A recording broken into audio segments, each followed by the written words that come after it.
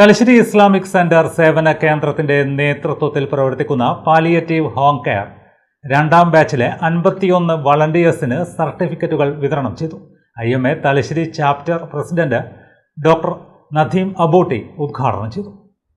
Thalassery Islamic centre സേവന കേന്ദ്രത്തിന്റെ ആഭിമുഖ്യത്തിൽ പ്രവർത്തിക്കുന്ന പാലിയേറ്റീവ് ഹോം കെയർ വളണ്ടിയേഴ്സ് രണ്ടാം ബാച്ചിൽ പരിശീലനം പൂർത്തിയാക്കിയ 51 പേർക്കുള്ള സർട്ടിഫിക്കറ്റ് വിതരണമാണ് നടന്നത്. IMA തലശ്ശേരി ശാഖാ പ്രസിഡന്റ് ഡോക്ടർ നദീം അബൂട്ടി ഉദ്ഘാടനം ചെയ്തു.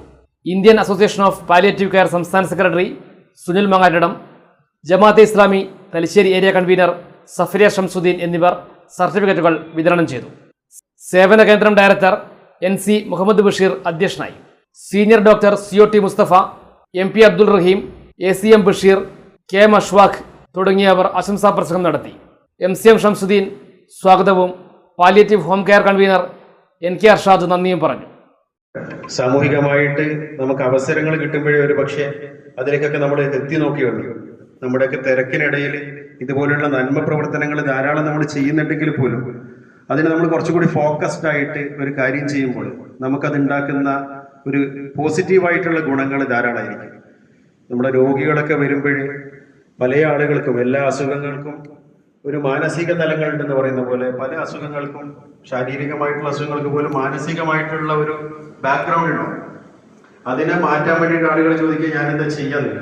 നമുക്കൊരു ചിന്തയായിട്ട് എടുത്ത് കളയാനുള്ള ഓപ്ഷൻ ഒന്നുമില്ല അല്ലെ. ഒരു ഡിപ്രഷൻ വന്ന ആളുകൾക്കോ ഒരു ആൻസൈറ്റി ഡിസോർഡർ ഒക്കെ ഉള്ള ആളുകൾക്ക് നമ്മൾ കൊടുക്കുന്ന ഉപദേശം എന്താണ്?